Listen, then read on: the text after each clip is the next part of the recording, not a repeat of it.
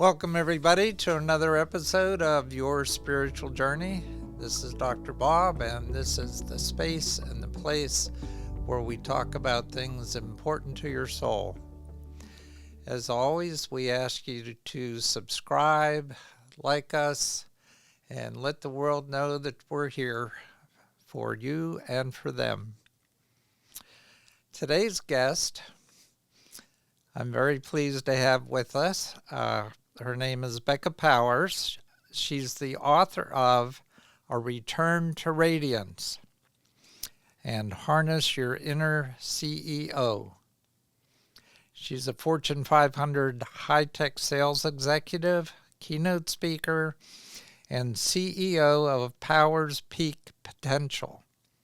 She has worked with industry giants Cisco, Dell, Royal Caribbean International, and Office Depot. With an impressive record of leading large teams and hitting $500 million in annual revenue, Powers has earned the coveted President's Club Award 7 times. She's a certified Kundalini yoga teacher and Reiki master, and she lives in Florida. So I'm not going to talk anymore for the moment. Becca, how about giving us your personal story of your spiritual journey from childhood till now, and then I'll ask you some questions, okay? That sounds great. So it's always such a big question because I think during your journey you have so many pivotal moments that stand out to you as far as spiritual awakening or connection to something greater. And I first remember having that type of connection when I was a child through dreams and through mediumship. Honestly, when I was very young, like 5, 6 years old, I didn't know what I was doing, but I was able to have a connection with the other side.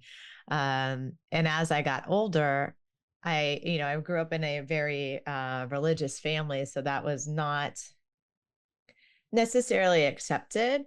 And so as my family matured and how do I want to say this, and accepting things that might not seem normal, that type of stuff got accepted as I got into my 20s.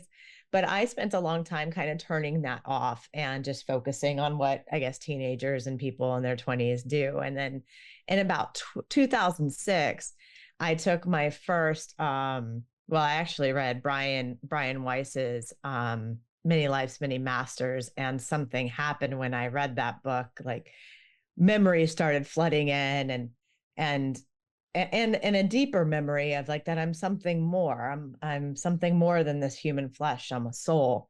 And that was a real pivotal moment because shortly after there, I enrolled in a local adult education course at the high school when they offer like night classes and stuff. And I did a spirituality 101 and got introduced to Reiki and Tai Chi and just some different things that were really kind of new to me at the time.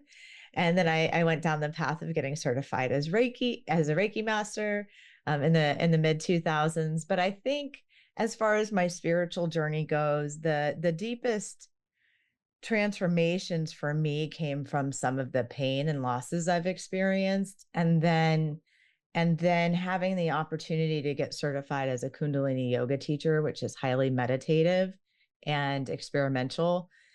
And that's a 9-month process. Unlike when I got certified, even though they're deep spiritual experiences, when you get certified as a Reiki master, you have your different weekends and experiences like that. But the Kundalini yoga was a 9-month incubation process to get my level 1, and I have my level 2s now as well.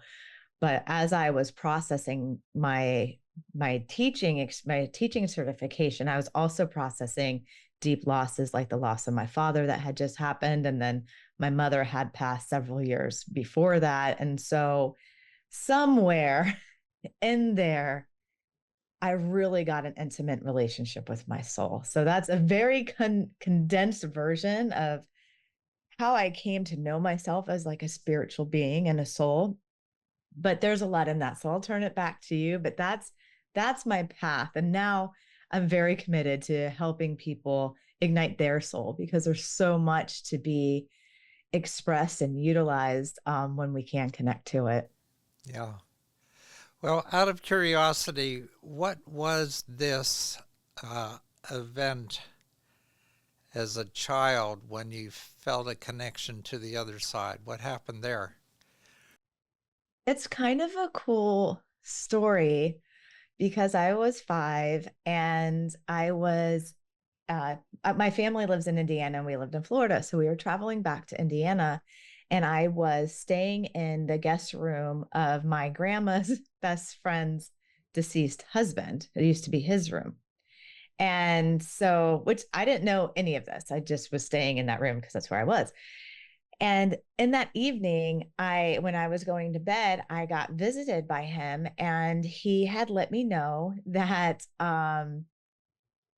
he wanted me to spread a message to the family that one of their family friends, John Ritter, that's his name, John Ritter was the gentleman's name, needed to go to the hospital as soon as possible because he was going to suffer a heart attack.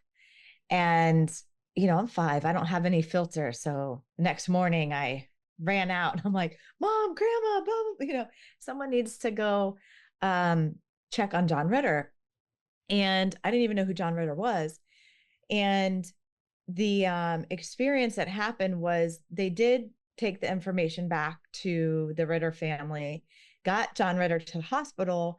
However, he did have a heart attack and passed away. So that's the kind of the sad side of that story. However, that taught me something at 5 years old, before I had any biases, that there's this connection to the other side that you can communicate with, and that there is information that could be helpful to this side if we aren't filtering it. So that's kind of like my adult version of that, like, hey, like, now I know I didn't have a filter and I just allowed it to happen.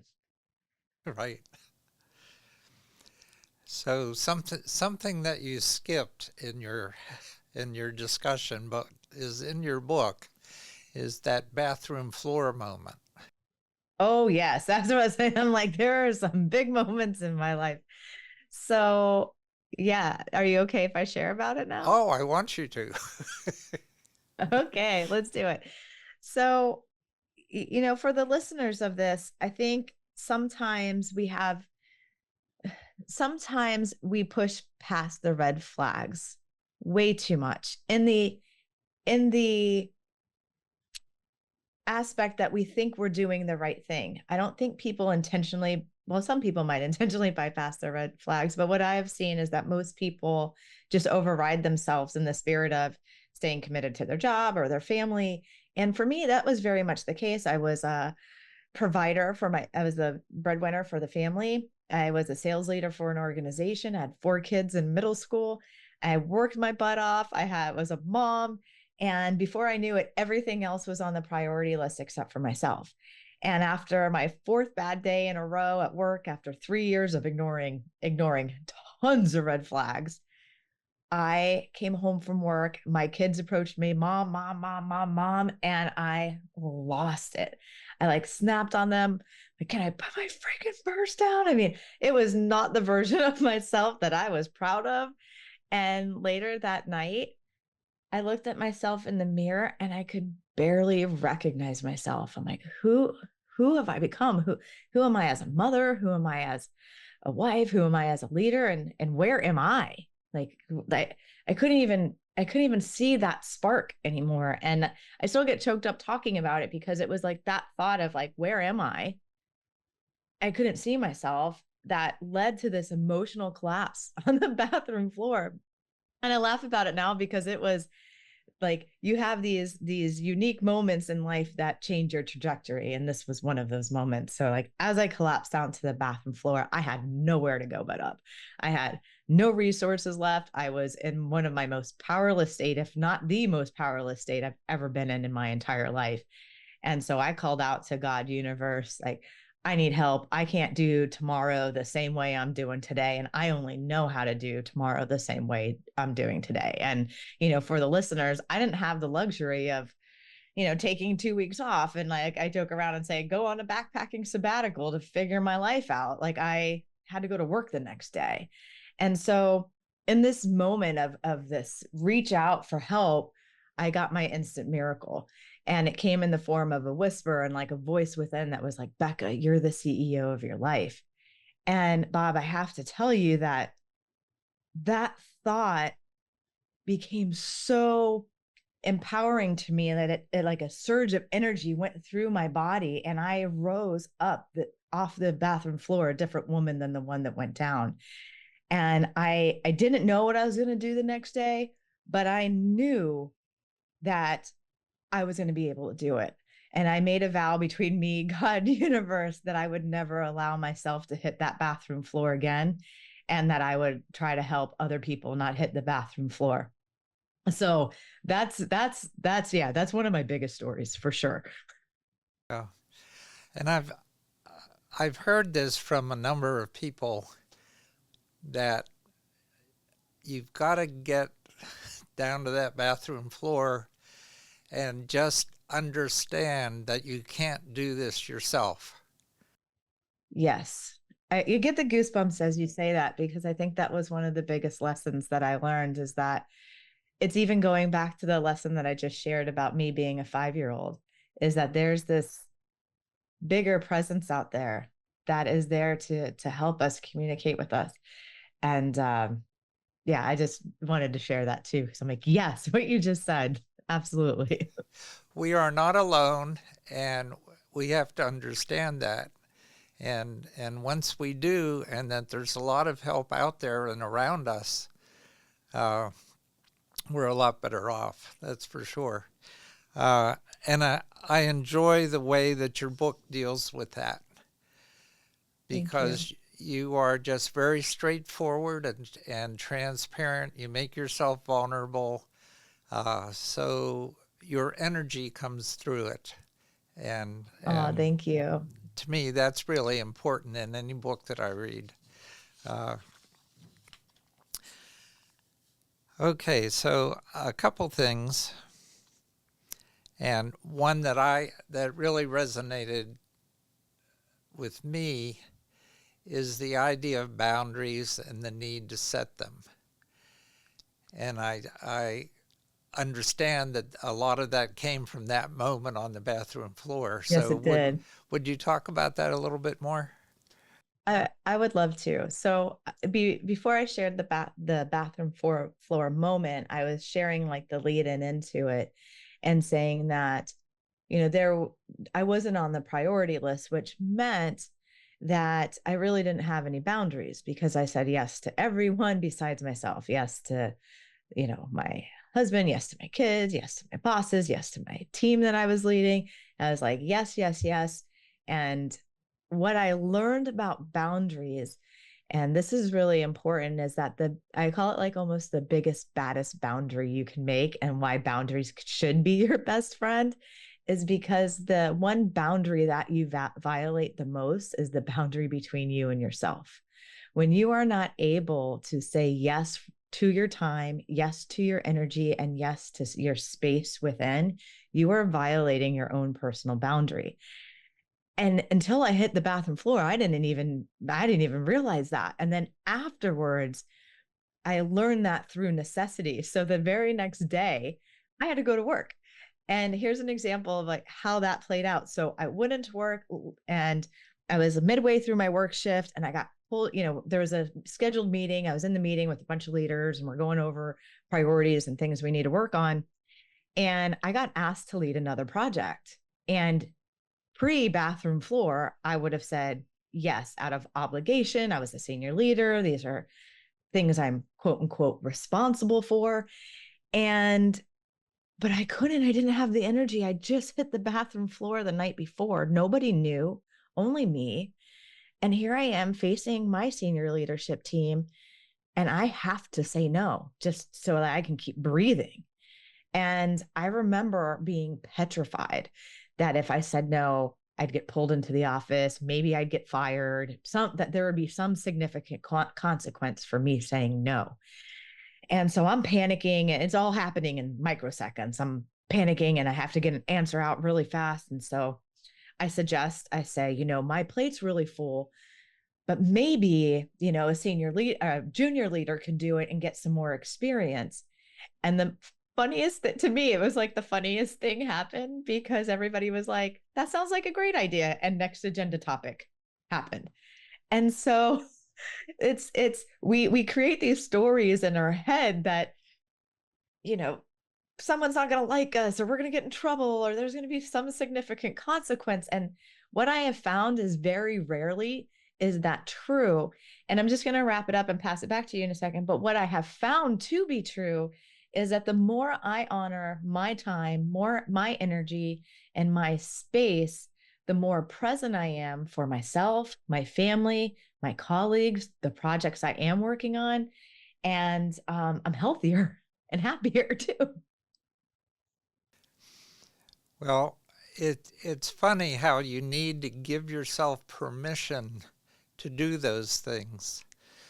Uh, my wife and I are very involved in our church. We're on a number of committees and have a number of obligations that we have assumed and have been Sure. become habits for us, because you talk about that in your book too, the habits. And we've been kind of burned out on these things and have been talking about that for, I don't know, at least a year. And when I saw it in your book, I thought, here's permission to do this. And we had Yes. a Yes. conversation, and uh, we're actually going to stop. We're going to give notice that by January 1st of next year, we're withdrawing from many of those responsibilities. Oh, that makes me, I'm actually tearing. That makes me happy. Because as we were just talking about this, sometimes with good intention, this is where I was even going back earlier, how we ignore red flags. It's not because we don't love ourselves, it's because we have good intentions. Most people that burn out are people in service, or people in leadership, or people who have a high performance mindset. Not that other people don't burn out, we just have a higher likelihood of burning out because there's servitude in that. We want to make an impact. But what happens is that we end up running thin and we don't have the energy to make the impact we truly want because we're overloaded. And a lot of people in the spiritual community, at least in the circles that I run with, or walk with rather, I don't run anymore. Uh, You're funny. anyway, in those circles, we strongly believe that we are here on earth to serve each other, and and that service ethic uh, keeps us doing that in Rotary Club, in church, in whatever our Yes. relationships are in our community organizations. And it's very satisfying until you hit the Yes. wall and you say, nah, I can't fit in one more thing. Or as my That's wife right. says to me, That's you're right. supposed to be retired and thus stress free. And what are you doing? Yeah, and now you're more stressed than you used to be. Yeah. It's funny how that happens. So it is. But one thing I did want to Oh, go go. ahead.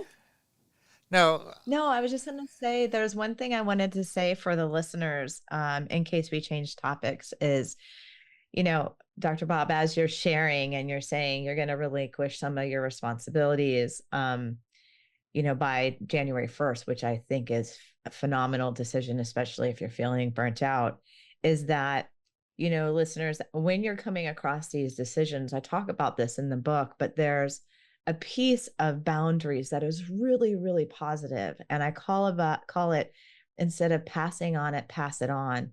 And how I use that example, I learned this when I suggested that a junior leader, I wasn't trying to push the responsibility to someone else who didn't want it or couldn't hold it. I suggested a person who was hungry for it and had capacity for it.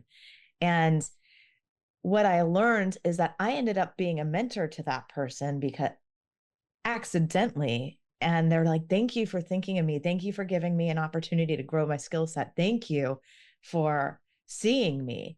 And so while we do take things on in servitude, sometimes the biggest service we can do is to help someone else grow by allowing them to learn and take on the tasks that are now overbearing to us. So I just wanted to share that too. Well, I agree with that so much. And even, say, in church responsibilities, often people don't step up because they see someone who's been doing that for 15 or 20 years, and they don't want to offend you by saying, "Can I give you Yes, some help?" or can I do this too?"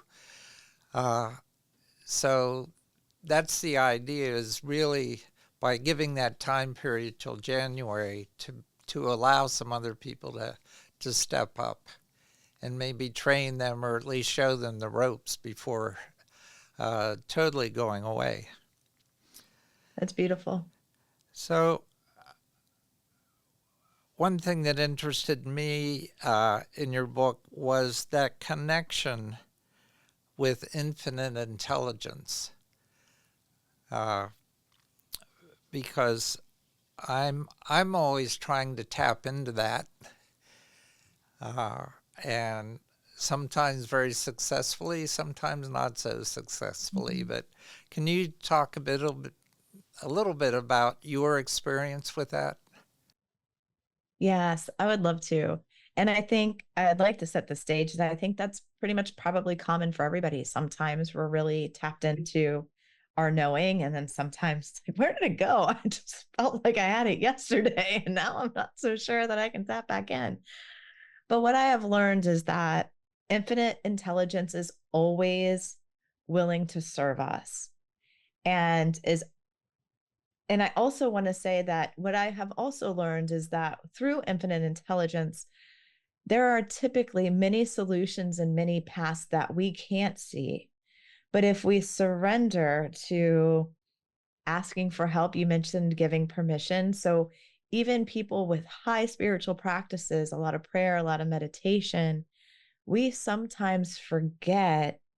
We do our prayers of thanks, we pray for other people, but I find that sometimes we forget to surrender our own needs, our own they or we just surrender we don't take the moment to ask for guidance and for infinite intelligence to bring us our best days, our opportunities, our open doors, to help us see things that we didn't see yesterday. And I don't always remember to practice that daily either, but what I can say is that it's always there. And when I do remember to include it into my daily experiences, the most unexpected and miraculous things happen. And so it's a great reminder to everyone listening to this that infinite intelligence is always trying to serve you if you allow it to and you remember that it's there. So do you work with your dreams? Does infinite intelligence sometimes come through to you in your dream life? Yes, very much so. I actually had I haven't talked about this. It's not in the book because this came post book. Um but I had a really significant dream experience a couple weeks ago, and I I had been doing some Dr. Joe Dispenza meditations that are, removing you from your body, where you become nobody, no one, um, and so I think that my subconscious may have pulled slightly from that, but I saw my kind of like soul come from my body, and this is what I do in my Joe Dispenza meditations, and it's I see myself going up to space and all this stuff, but what I had this profound download or realization that we are, I don't know how to say this, but that we are cosmic forces ourselves. Like I saw my soul unfold into like a galaxy, and I realized that we are all we are all stardust like that. We are all these mini galaxies, and that how I was saying the infinite intelligence, it's kind of hard to explain when you get like really profound. I'm like, I need words to describe what I was getting. but what I did understand is going back to that infinite intelligence is that, and I use this as I talk about radiance, like we are one part ourselves, in this human experience, we are one part our soul and we are one part this infinite cosmic experience. And in my dream, that was really reinforced. And so it was really beautiful to know that we are all part of the same tapestry and that it's in us and around us, and we are part of it. So it was really a wild dream. Well, the title of your book is Return to Radiance, which would make me assume that we had radiance that we need to return to. So, is Yes. that part of what you're talking about right now? Yes. And that I think is almost why it came to me like after the writing and after the launch of the book. So that way it was like a reinforcement of everything been, I feel like I've been in flow writing with the universe with over the last 2 years. But our radiance, we are born with our radiance fully expressed. And if you think about that, I mean, anytime you see, a 1 year old or a 2 year old, they don't have all these predefined conditions yet. And you can see them, smiling with joy and fulfillment over bubbles or something silly like that. But you can easily use that to see what radiance feels like and or looks like. And then as adults, we lose connection with that spark. And we do that not on purpose. Again, we've been talking about this during this interview, but life just happens. We begin working, we raise families, we, give back to our communities. And somewhere in all of that, even with good intention, we start to disconnect from our radiance. And when I say radiance, I am referring to our soul/spirit. I'm referring to that cosmic part of us, but I'm also really also talking about the personality of gifts, talents, strengths, and uniqueness that we get to express in our own human forms, like how you get to express as what you express as Dr. Bob is way different than what Becca gets to express as Becca.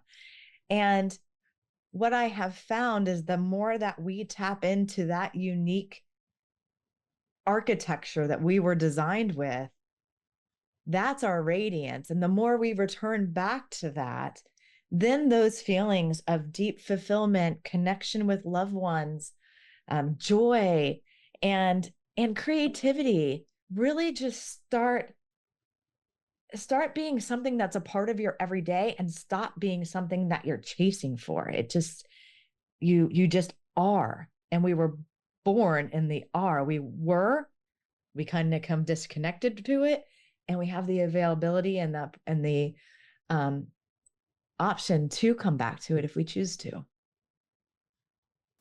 I thought that the opening of your book explained that so well Thank you. as you talked about your personal story and your parents. Yes, Would you mind giving the audience a I would little love taste to. of that? Because it, I would it love was to. so touching. So I remember the first time I recall seeing someone's radiance. And my mom, this is 1980s, guys. So I'm just taking, for the listeners, this is the 1980s. So it was a different time. So no judgment here. But my mom took me to a bar. I was about 7 years old. And I walk in and it's pretty dark inside. I see the multicolor shimmer from the stage lights. There's a bar and a band and lots of cigarette smoke. And she brings me to the back of the room and I'm watching the stage. And the lead guitar player, the whole band's playing Comfortably Numb by Pink Floyd. And the lead guitar player steps into the spotlight, puts his head back, and nails that guitar solo. And while he's playing the guitar solo, his eyes are closed. It looks like the music is flowing through him. I always say, like, he wasn't playing that guitar, something was playing that guitar through him. And he was just shining, and the audience was in awe because they were expecting execution of this well-known song and they got it. And I remember when the crowd stood, and probably about 100 people in the bar stood and gave him a standing ovation. I just was like, wow, this is the coolest thing I ever saw. And the neat part of the story is that that man on stage was my dad. And even though I had grown up in a household of musicians, um, who I saw expressing what I'm calling their radiance. My mom played piano, she sang, my dad played guitar, he sang. They were full-time musicians when I was born. When I saw my dad interact with a live audience, it blew my mind. And I was like, this is the coolest thing ever. And the more my parents did that, the happier our household was. And I got to grow up in this really wild environment where radiance was forward, was present, and people were shining in their potential and in the truth of who they were. And as I got older, my parents got disconnected from their radiance. My dad was a civil engineer, my mom was a manager of a Starbucks. And slowly over time, and then she was raising us kids, and slowly over time, their gigs stopped. They stopped playing music, more and more. My mom got horribly depressed. She passed away at 46 by complications with prescription medication. And my dad passed away very early too. He was 62 when he passed away. And so I've been left with this deep grief that I've had to reconcile. But when I think of radiance, I was like, oh my gosh, if my parents were able to maintain this connection with their radiance, they might be alive today. And when I think about burning out and hitting that bathroom floor, I was so disconnected from my radiance, which is writing and speaking and communication and just connection. I would say my radiance is connection and communication. And when I'm in those things, my life thrives, my relationships are rich, I feel joy, I feel fulfillment. And I wasn't doing any of those things when I hit the bathroom floor, And so I've had a lot of time to think about these deep concepts. And the more I thought about it, I was like, oh, when I return to my radiance, that's when I got to impact people in ways that I hadn't. And so when my dad passed away, I just want to wrap this up because impact is a really big. So I talked about leaders, people who are very big into service and high performers. My dad was very much that way as well. And, he thought his radiance didn't matter. And when he passed away, his students that he taught guitar to, that he encouraged their musical abilities, like showed up in full tears that their mentor passed away. And so I get emotional talking about it, not because I lost my dad, but we often shun out the thing that is very special to us and that makes meaningful impact in other people's lives. Yeah. So, And it fits. I mean, you did a chapter on legacy, and when I think about legacy, I think about your father and yes. what that meant. So, well, since I brought the topic up, say a little bit about legacy and its importance. Yeah, I would love to. And I get the goosebumps as you say that. So I know it's important to talk about. So legacy, this is, I say, like, this is what I know so far, but it's right off the coattails of what I was just saying. We leave a legacy behind when we are in our radiance. And when we're in our radiance, our character shines. So it's like, radiance, I think people can conceptually get what I'm talking about, but character strengths really shine when you're in it. And that's um I think of things like dedication, giving back, perseverance, resilience. Our character strengthens when we're in our radiance. And when we are in our character, we move and act differently than when we're not. And what I have found in that example of my dad, and then, you've read that chapter. So my brother passed away as I was writing the book pretty tragically. So now I'm the sole survivor of my family, and that's a unique thing to go through. But my brother was only 43 years old. So this is the best example I can give. My brother was in recovery, and he never stopped trying to get sober, and was sober at the time he passed. He unfortunately had a seizure he was 43, and drowned in a pool. It was a very unfortunate and wild thing to have happen. But I was writing the book. I was on my second rewrite when my brother passed away. And when we had his celebration of life, which I expected, he was young, I expected, and he loved, a lot of people loved him. I expected to see a lot of people. But I didn't expect what happened at the celebration of life. And that was over 100 people showed up. And where I'm going into character is that my brother was living in his radiance at the time he passed. He was in a career that aligned with him. His character, the things that mattered to him, his character was strong. And giving back was a really big part, and it's a really big part of recovery. But he would randomly go drop off old clothes to the halfway houses that he used to recover in. He would hire in people from recovery to his sales office to give them a chance. And when didn't have money to eat, he would drop, a bag of McDonald's on their desk and say, eat and make some phone calls, go close some deals. But he never told me any of this stuff. It wasn't any of the things that when I caught up with him or we were just BSing that he ever shared. But when he passed away, only at the age of 43, his legacy stood out. People came up and spoke open mic'd because they're like, he made a difference in my life. He helped me when nobody else could. He showed me what it's like to be a man, or he showed me what it's like to be a good person.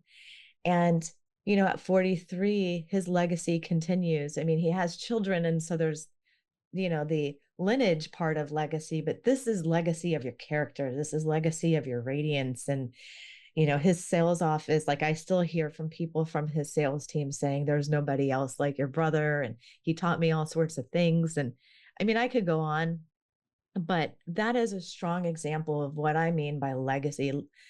You being the full expression of who you are is going to impact people's lives. And that impact creates a legacy for you and your family to be proud of.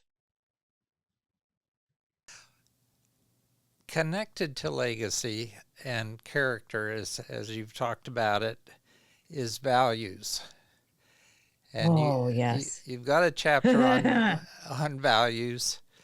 Uh, what impressed me about that chapter was not only your ability to capture the importance of values, but then to give the reader an assortment of values to pick on and to pick from, and to prioritize and really identify what their important values are.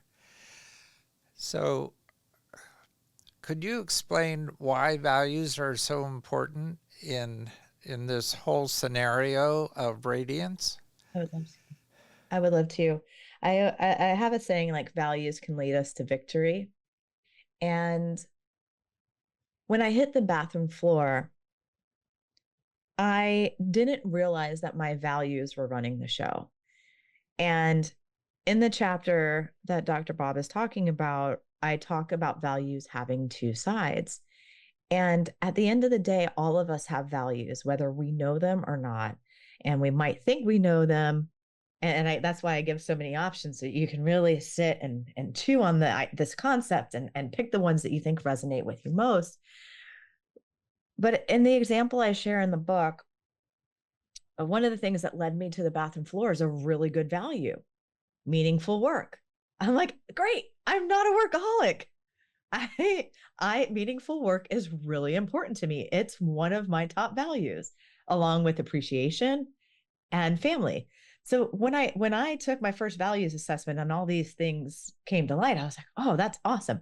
And now it makes sense why I hit the bathroom floor, because meaningful work, the value of meaningful work was driving me. But it was driving me subconsciously. I wasn't aware that it was a driver.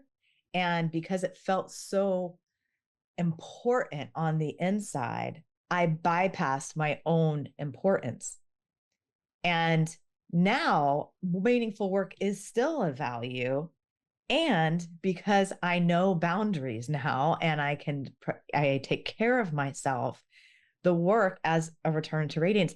Now, I mean, when I hit the bathroom floor, the story Bob and I have been talking about was 2016, and now it's 2024. So you want to talk about meaningful work? The work I'm doing now is meaningful, is the most meaningful work I've ever done. And I'm in my best health. And I give myself space to breathe. And, you know, my family is one of my other values. I was running so ragged, I wasn't present for my family, which was also causing me more stress because this is what values do. Values can either lead you to victory or values can almost take you out, depending on how aware of them you are. And but now I'm present for my family, and because that's in my top three values, meaningful work and family, just as two examples or two top values, they are alive and doing very well in my life right now. And so I'm thriving. And for you listeners, your values will lead you to victory as long as you're aware of them and you keep them balanced and working for you rather than against you. And I felt that not only the explanation that you just gave that's in the book was spot on, but giving then the reader an example of many, many different values and then having them pick their top 10. So it starts very easy. It's, oh, yeah, I can do 10 of these. Yeah, that's great. But then to narrow it down to your top three from those 10, Yes, that's a little more difficult. Uh, it is. That's where my challenge came to. I'm like, oh, three? Okay. but I don't know. There is so much good stuff in this book. I Thank can't you. recommend it highly enough because it's I guess I'd say it's a how-to book. I mean, it's Yes. That's what I wanted to do was how? yeah, How do you return to your radiance? And it's several little things that end up to be very profound and big things. and it's divided up into easy to comprehend chunks so Yes. that the reader isn't taking on too many concepts that they have to deal with at one time. Uh, so, Thank you for saying that. That was a really big intention from me and from New World is that we wanted to keep the chapters somewhere under 3,000 words just because we wanted the concept to be tight and and if someone wanted to chew on that concept for a week before they went to the next chapter, they could, or they could read it all the way through and then come back and work on the specific concepts that stood out from them. There's so many different ways to read the book, but that was part of the intention is we wanted it bite-sized and actionable. well, I know we're going to run out of time before I run out of Sure. questions and things I want you to talk about. So I'm going to skip to the end and ta Okay. ask you to talk about Satnam a little bit and Oh, its importance beautiful. because Yeah. I don't know that's something that I'm into and I really love that concept. So Yeah. I got the goosebumps. I love this interview, by the way. I've gotten the goosebumps several times, which just means that we're connected and it's going to be good for the listeners. So, Satnam in Kundalini Yoga means true identity or true name. And it kind of goes back to this concept that you already are your radiance. You are born at your truest potential. We just get disconnected from it. And that's our joy of being a human, or the frustration of being a human is that you got to find it again. But Satnam is your true identity, those two words. That's what it means. Very similar to I am. And I see the I am book in your background too, is this concept that these words are like the highest vibration closest to God. I am and Satnam. So when you say Satnam, you are reinforcing that you are the truth that God made you to be, or the universe made you to be, depending on how your viewpoint is. But Um, so Sat Nam is a greeting when we went in Kundalini Yoga. When we see each other, we're like Sat Nam. When transitioning, this is a really practical one. When you say Sat Nam out loud, you're using mantra to manifest, to bring this to truth.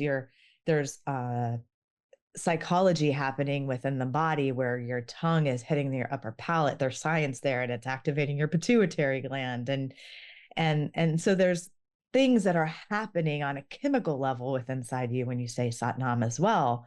So it's activating, mind, body, spirit when you say Satnam.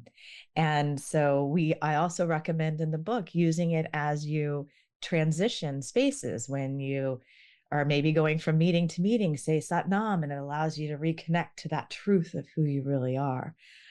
You can use it in greetings. And the last thing I want to say, and I'll give it back to you, is that one of the most profound senses of self that I have received was from the Satnam meditation. And I provide that in the book, but that is saying Satnam to my pulse rate for just a few minutes a day. And I felt every time I did it, especially after the first week, I felt more and more whole and more myself.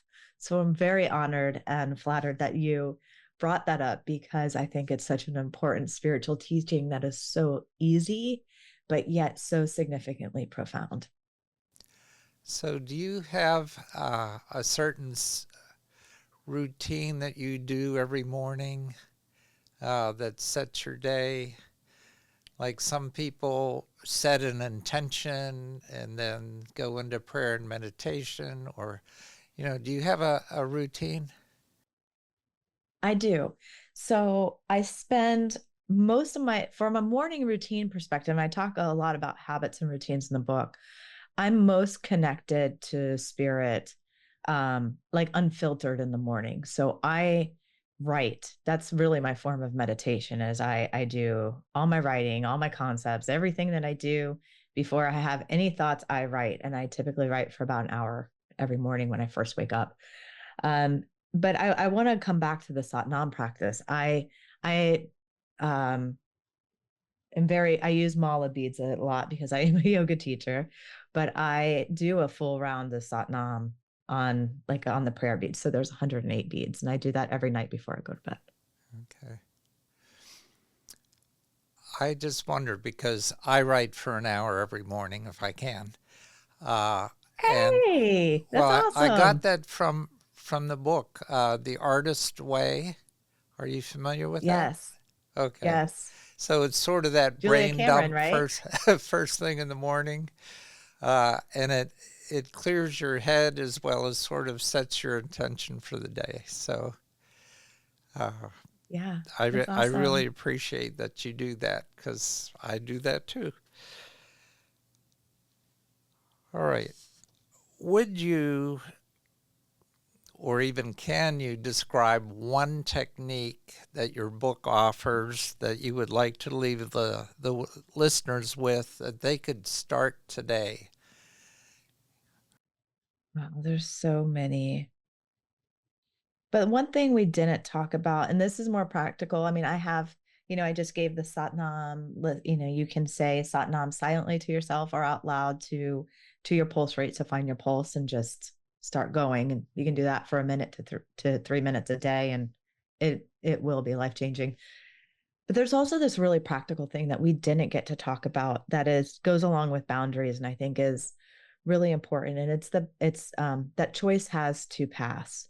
And I talk about this in the book, but our choices are really important. And a lot of times we make them on autopilot, but I highly suggest that you give yourself permission to pause and contemplate your choices because our choices either empower us or they disempower us, they serve us or they sabotage us. And the more you can make choices that serve and empower you, the more you will the more your radiance will shine naturally and organically rather than something that you have to like work really hard to bring back.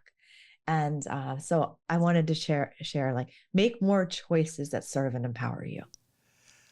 So when you talk about choices, you also talk about uh, the difference between doubt and intuition.